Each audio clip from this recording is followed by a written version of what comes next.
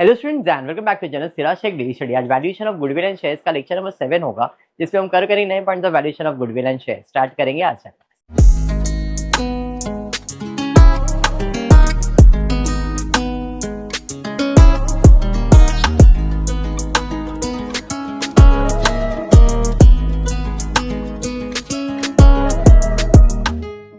In the previous class goodwill और shares का combination वाला सम किया था। आज भी सेम कॉम्बिनेशन वाला ही सम करेंगे and this will be the last class for valuation of goodwill and shares. Last lecture रहेगा, इसके बाद टॉपिक अपन बदल देंगे, ठीक है क्या।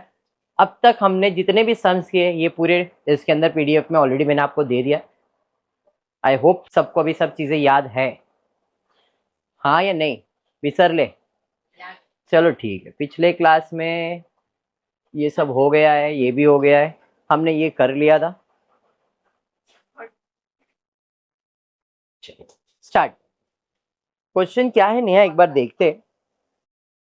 क्या है, क्या लिखिए, फजल का लिमिटेड। Very good. फजल का limited desire to acquire controlling interest in महकला, हाँ महल का, और ये फजल का, किसका मालूम नहीं, चलो ठीक है।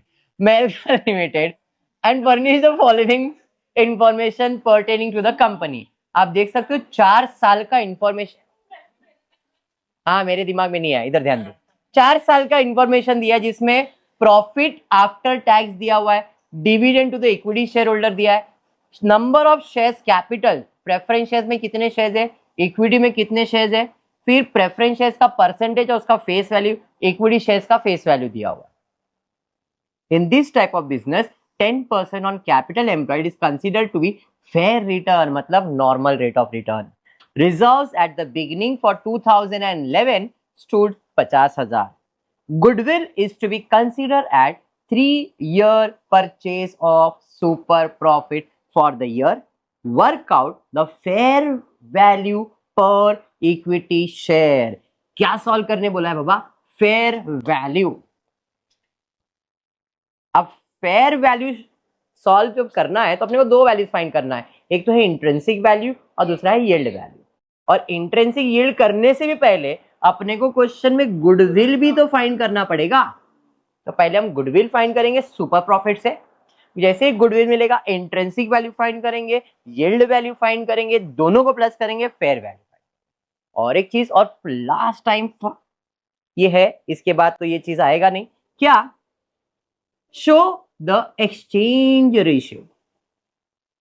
If Fazalka Limited has issued own shares at 20% premium for the purpose of acquisition. अगर ये खुद के ही शेयर इशू कर रहा है 20% प्रीमियम में, तो कितने शेयर इशू करना पड़ेगा वो भी बताओ। एक्सचेंज रेशियो, एक्सचेंज करना है, शेयर्स एक्सचेंज करना है 20% प्रीमियम में। तो ये एक पार्ट नया है और लास्ट टाइम, इसके बाद वो आएगा नहीं कभी, बट सिर्फ पार्ट ऑफ सिलेबस है इसलिए करवा रहा हूं। तो सबसे पहले अपन को गुडविल सॉल्व करना है, कौन से मेथड पे,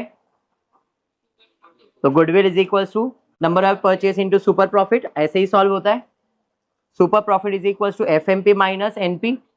एफएमपी का formula total profit upon number of years, और एनपी का फॉर्मूला है capital employed into NRR upon 100। सबसे पहले आप कैपिटल एम्प्लॉयड फाइंड कर लोगे, तो कैपिटल एम्प्लॉयड का फॉर्मूला है एसेट माइनस लायबिलिटीज या लायबिलिटीज माइनस असेट।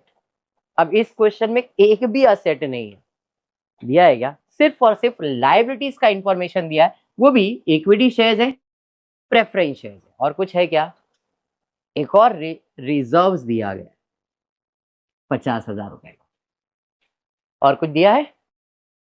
तो लायबिलिटीज में जब लायबिलिटीज माइनस असेट का अप्रोच रहता है, we take all internal liabilities और माइनस करते हैं फिक्टिशियस असेट, बराबर। तो इंटरनल लायबिलिटीज में इक्विटी शेयर, प्रेफरेंस शेयर, सब मेरे इंटरनल लायबिलिटीज है, रिजर्व्स भी मेरा इंटरनल लायबिलिटीज है। ये तीनों चीज ऐड होगा, कोई फिक्टिशियस असेट नहीं है, तो लायबिलिटीज माइनस 0 असेट, तो मेरा कैपिटल एम्प्लॉयड आएगा। कैपिटल एम्प्लॉयड मिलेगा, नॉर्मल प्रॉफिट मिलेगा। एफएमपी तो आपको निकालने आता है, क्वेश्चन आफ्टर टैक्स दिया गया है, plus dividend paid to equity share holder भी दिया हुआ है। नॉर्मली डिविडेंड हम प्रेफरेंस शेयर्स को ही देते हैं, बट इधर इक्विटी शेयर होल्डर को भी डिविडेंड दिया है, ऐसा दिया है, ठीक है। चलिए फिर स्टार्ट करते हैं। कैपिटल एम्प्लॉयड फाइंड करने के लिए asset minus sorry liabilities minus asset करना पड़ेगा, बट उसके पहले हमने एफएमपी सॉल्व कर लिया। 1,20,000, 1,80,000, 2,20,000, 3,00,000 डिवाइड बाय 4 एफएमपी मिल गया। सर इसमें डिविडेंड नहीं माइनस करते, प्रेफरेंस डिविडेंड नहीं करते, हम वो डिविडेंड कब माइनस करते? शेयर्स वाले सम में। गुडविल वाले सम में अपन ऐसा कुछ भी माइनस करते हैं क्या? गुडविल के सम में जब आप एफएमपी लेते हो तो एफएमपी यहां पे होता है net profit after tax. After tax दिया हुआ है, तो इधर कुछ भी माइनस करना है क्या अपने को? नहीं, तो डायरेक्टली एफएमपी तो मिल गया। ये समझा आपको?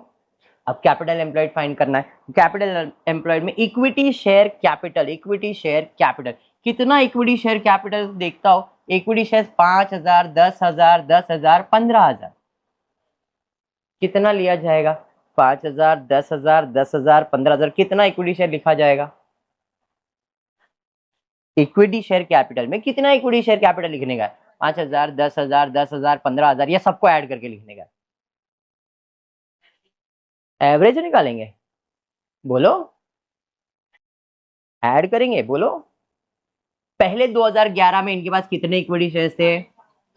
फिर अब कितने हो गए? फिर 2013 में भी थे, फिर कितने हो गए? तो अभी इक्विटी शेयर्स कितने हैं मेरे पास? 15,000। और इक्विटी शेयर का एक शेयर का वैल्यू कितना है? इस हिसाब से इक्विटी शेयर कैपिटल कितना आएगा? 15,000 इंटू 10, 1,50,000 रुपए। समझा? समझा? Very good. प्रेफरेंस शेयर्स पहले कितने थे? 3, फिर 3, फिर 5, फिर 5, 5,000 प्रेफरेंस शेयर्स हो गए। और एक प्रेफरेंस शेयर का वैल्यू कितना है? 40। तो 5,000 इंटू 40 प्रेफरेंस शेयर्स। अरे समझा? और एक चीज इधर आने वाला है, वो है रिजर्व। चलिए तो रिजर्व के लिए रिजर्व का वर्किंग बना दो, बिकॉज रिजर्व में हमको 2011 का ही रिजर्व दिया है, अपने को तो एवरेज ये साल का निकालना पड़ेगा ना कितना है। तो जरा देखता हूं मेरे पास पहले रिजर्व था कितना? 50,000। अरे था, फिर मैंने कमाया 2011 में इतना प्रॉफिट कमाया, लेकिन इस प्रॉफिट में हमको इक्विटी शेयर होल्डर को भी डिविडेंड देना पड़ रहा है, प्रेफरेंस शेयर्स को भी देना पड़ रहा है। देने के बाद जो बच जाता है पैसा वो जाता है रिजर्व में। तो यहाँ पे एफएमपी 1,20,000, 1,80,000, 2,20,000, 3,00,000 सबको प्लस करो, देखो एफएमपी कितना आता है? आता है 8,20,000 आता है। तो मैंने टोटल प्रॉफिट लिख लिया। आप एक एक करके लिखोगे कोई प्रॉब्लम नहीं है, मेरे पास स्पेस कम है, मैंने मेरे हिसाब से लिखा। आप इधर लिख सकते हो 2011, 2012, 2013, 2014, 1,20,000 and so on so on so on, चलेगा। मैंने डायरेक्टली प्लस कर दिया। समझा? अब इसमें मुझे माइनस करने का इक्विटी डिविडेंड, माइनस करना है प्रेफरेंस डिविडेंड। तो माइनस करो इक्विटी डिविडेंड। कितना इक्विटी डिविडेंड? तो पहले साल कितना दिया? तो पहले साल शेयर्स इक्विटी के कितने थे मेरे पास? 5, और एक इक्विटी शेयर का वैल्यू कितना था? तो 5,000 इंटू 10 कितना हुआ? 50,000। और डिविडेंड कितना देने का है? तो जरा 50,000 का 15% कैलकुलेट करो, 7,500 आया फर्स्ट ईयर। सेकेंड ईयर में कितने इक्विटी शेयर है? 10,000। एक शेयर का वैल्यू कितना? 10, तो 1,00,000 हो गया। 1,00,000 का 18%, 18,000। अरे समझा? तीसरे साल में 10,000, एक का वैल्यू 10 ही है, कितना परसेंट? 20, मतलब 20,000। 15,000 शेयर, एक का वैल्यू 10, 1,50,000, 1,50,000 पे कितना परसेंट? 21%। निकालो कितना आ रहा है? 31,500। तो इतना मेरे को इक्विटी डिविडेंड देना है, मेरे प्रॉफिट में से वो माइनस करूंगा 77,000। समझा? एक एक करके माइनस करो तो चलेगा, इकट्ठा करके माइनस किया तो भी चलेगा। टेक्स्ट बुक में ऐसा नहीं है, टेक्स्ट बुक में आपको ईयर लिखा है फिर माइनस किया है, मैंने इधर ऐसा प्रेजेंटेशन। समझा? ये फिर प्रेफरेंस डिविडेंड भी तो माइनस करना पड़ेगा। तो प्रेफरेंस डिविडेंड कितना परसेंट माइनस करने का? 10%। हर साल 10% ही रहेगा, बट शेयर्स तो बदल रहे ना। 3,000 शेयर्स, एक का वैल्यू 20 था, मतलब 60,000। 60,000 पे 10% मतलब 6,000। अरे बराबर। नेक्स्ट 3,000 शेयर्स, एक का वैल्यू 30, 90,000। 90,000 का 10% यानी कि 9,000 आया। 9,000। समझा? 5,000 शेयर्स, एक का वैल्यू 40, मतलब 2,00,000। 2,00,000 का 10% यानी कि 20,000। फिर भी 20,000 सेम ही रहेगा ना, दोनों साल सेम है ना। तो 40 और 15, 55। तो दो टोटल में ये दोनों माइनस करेंगे तो अपने को क्लोजिंग रिजर्व मिल जाएगा 7,38,000। ये मेरा रिजर्व एंड सरप्लस आ गया। समझा या बाउंसर गया? समझा ये? और कोई लाइबिलिटीज है क्या? नहीं। टोटल ले लेंगे 7, 10, 10,00,000, 38, 88, 10,88 बराबर। कैपिटल एम्प्लॉयड मिल गया। कैपिटल एम्प्लॉयड को एनआरआर, एनआरआर कितना परसेंट है? 10%। तो 10,88,000 इंटू 10%, 1,08,800। नॉर्मल प्रॉफिट मेरे पास है, एफएमपी मेरे पास है, तो मुझे सुपर प्रॉफिट मिल जाएगा। 2,05,000 में से 1,08,000 माइनस करूंगा तो मुझे 96,000 रुपीज जो मिला वो मिल गया सुपर प्रॉफिट। सुपर प्रॉफिट मिला है तो क्या मिलेगा? गुडविल। कितने ईयर का परचेज है? 3 ईयर। और सुपर प्रॉफिट कितना? 96,200। तो 96,200 इंटू 3 किया, 2,88,600। Goodwill is completed. अभी शेयर्स। समझा? चलिए, तो शेयर्स के लिए सबसे पहला इंट्रिंसिक वैल्यू करेंगे, और इंट्रिंसिक वैल्यू मतलब कैपिटल एम्प्लॉयड ना। तो वैल्यू पर शेयर का फॉर्मूला है नशा, net asset available to equity share upon number of equity shares. नशा is equal to capital employed minus preference share capital. हाँ या नहीं? Capital employed liabilities minus asset, वो तो मुझे ऑलरेडी मालूम है, 10,88,000। मैं इधर कैपिटल एम्प्लॉयड, ये इसके लिए यील्ड मेथड के लिए value per share, ERR, FMP बराबर। चलो पहले ये सॉल्व कर दो। Capital employed as about 10,88,000 same ही रहेगा, बदलेगा क्या? नहीं। इसमें और एक चीज ऐड हो जाएगा, क्या? गुडविल। कितना? 2,88,000। अंडरस्टूड? माइनस नहीं होगा, गुडविल ऐड होगा। ठीक है? तो